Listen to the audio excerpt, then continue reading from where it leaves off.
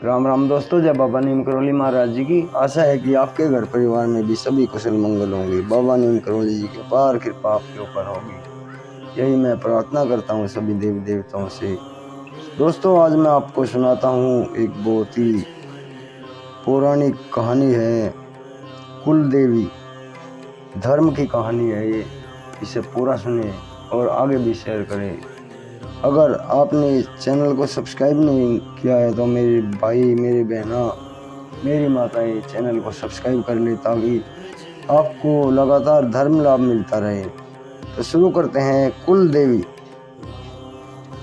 ये कहानी कुल देवी एक नास्तिक लड़के की है जिसका नाम था राकेश, लेकिन उसे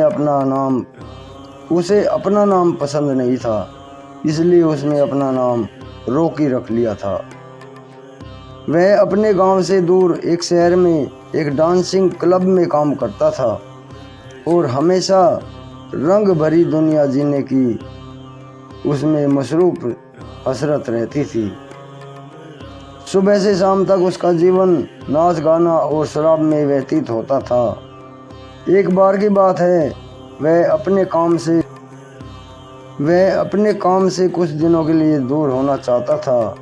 दरअसल वह शोर शराबे वाली जिंदगी से बोर होने लगा था। वह अपने जीवन में कुछ बदलाव ढूंढ रहा था, लेकिन उसे उसके गांव के अलावा और कोई दूसरा स्थान नहीं था जहां वह जा सके। तभी रॉकी अपने दादाजी के बने गांव के घर में जाना तय करता है और कुछ दिन वहीं रहने का विचार बनाता है। दरअसल कुछ साल पहले रॉकी के माता पिता इस दुनिया से जा चुके थे और वह अनाथ हो चुका था। उसका आगे पीछे कोई नहीं था। गांव जाना भी उसे अच्छा नहीं लग रहा था, लेकिन मजबूरीवश वह गांव के सफ़र पर निकल जाता है।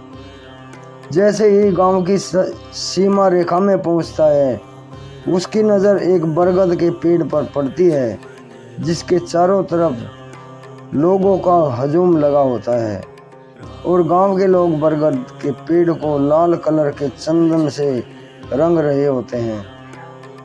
रॉकी को यह सब देखकर अजीब लगा। दरअसल वह इन सब मान्यताओं पर कोई यकीन नहीं करता था, उसे यह सब ढोंग लगता था।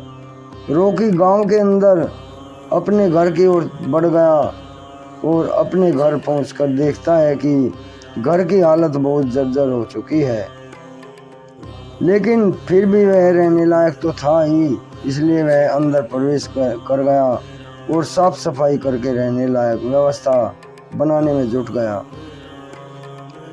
गांव में कुछ पड़ोसी इतने सालों के बाद इस घर को खुलने से उसे देखने आते हैं तो उस लड़के से पूछ बैठते हैं, बेटा तुम कौन हो?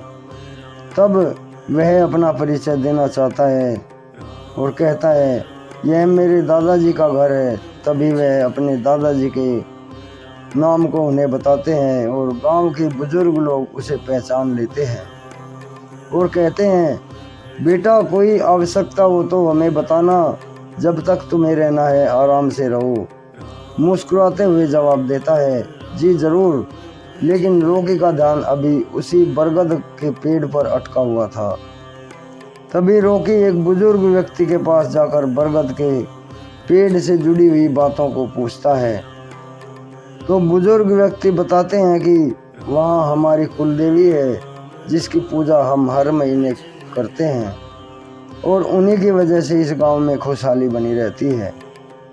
बुजुर्ग व्यक्ति की बात सुनकर रॉकी जोर जोर से हंसने लगता है और कहता है कि आज के ज़माने में भी आप लोग कितनी पिछड़ी हुई बातें कर रहे हो। आज कंप्यूटर का ज़माना आ चुका है, लेकिन आप लोगों को वही पुरानी रीति रिवाजों से फुर्सत नहीं है। रॉकी की ऐसी अपमानजनक बातें सुनकर बुजुर्ग को गुस्सा आ जाता है और वह रॉकी को बुरा भला कहता है। रॉकी भी बुजुर्ग की बात से नाराज होकर वहां से चला जाता है और कसम खाता है, जब तक इस गांव में इन रीति रिवाजों की पोल ना खोल दूं, तब तक मैं यहाँ से नहीं जाऊंगा। अगले ही दिन शाम के वक्त गांव वाले अपनी अपनी फसल की पूजा करने के लिए खेतों में जा रहे होते हैं और रॉकी भी उनके पीछे पीछे खेत तक पहुंच जाता है और छुपकर देखता है कि काफ़ी देर तक इंतज़ार करने के बाद गांव के लोग पूजा करके जब वापस चले जाते हैं तो लेकिन रॉकी के दिमाग में विरोध का ज्वालामुखी फूट पड़ा था और वह अपनी बात को सच साबित करने के लिए कुछ भी करने को तैयार था। तभी वह खेतों के किनारे दिए जलते देखता है और उसके दिमाग में आता है क्यों ना खेतों में आग लगा दी जाए, फिर कौन उनकी फसल की रक्षा करेगा। अब देखता हूँ कि कौन कुलदेवी आती है बचाने को, और वह गांव वालों के खेतों में आग लगा देता है और देखते ही देखते आग बढ़ने लगती है और रॉकी गांव की तरफ तेजी से भागने लगता है ताकि उसे कोई देख ना सके। लेकिन जैसे ही वह अपने घर के पास पहुंचता है तो वह देखता है कि उसका घर भी आग की लपटों से झुलस रहा है और गांव के लोग पानी से आग बुझाने लगे हैं। उसे कुछ समझ नहीं आता कि वह कैसे हुआ। तभी वह जाकर वहां से लोगों से हड़बड़ाते हुए पूछता है कि यह आग कैसे लगी। तभी गांव के लोग बताते हैं, बेटा हम यहाँ बैठे थे, अचानक तुम्हारे घर के अंदर से धुआं निकलने लगा। हमें लगा कि तुम अंदर खाना बना रहे हो, लेकिन कुछ देर बाद तुम्हारे पूरे घर में आग फैल चुकी थी और हम सभी लोग इसे बुझाने का प्रयास कर रहे हैं। लेकिन रॉकी को अपनी गलती का एहसास हो रहा था। उसे लगा कि अब गांव वालों को मैं क्या कहूँगा। तभी अगले ही पल एक किसान दौड़ता हुआ भागा आया और कहता है कि चलो देखो, किसी ने हमारी फसलों को आग लगा दी है। और गांव की भीड़ अपने खेतों की तरफ भागने लगती है और रॉकी भी पीछे पीछे जाता है ताकि किसी को इस पर शक ना हो। लेकिन जैसे ही रॉकी खेत के पास पहुंचता है तो खेत पहले की तरह लहला रहे थे और जो आग रॉकी ने लगाई थी वह केवल फसल के किनारे तक ही बढ़ी थी। रॉकी समझ चुका था कि जरूर यह कुलदेवी की महिमा है और वह उसी बुजुर्ग के पैरों में गिर जाता है जिससे उसकी बहस हुई थी और सारी बात बता देता है। गांव वाले भी उसकी नादानी के लिए क्षमा कर देते हैं। अगले दिन रॉकी कुलदेवी की उसी बरगद के वृक्ष के नीचे जाकर गांव की परंपरा के अनुसार पूजा करता है और हाथ जोड़कर कुलदेवी से अपने अच्छे भविष्य की कामना करता है। इसी के साथ गांव को छोड़कर चला जाता है। लेकिन इस घटना ने एक नास्तिक व्यक्ति को आस्था से जोड़ दिया था, जो कि कुलदेवी का ही प्रताप था। जय श्री राम, जय हनुमान जी, जय बाबा नीम करोली महाराज। दोस्तों इसे आगे भी शेयर करें। कुलदेवी नामक ये एक आस्था भरी कहानी है दोस्तों।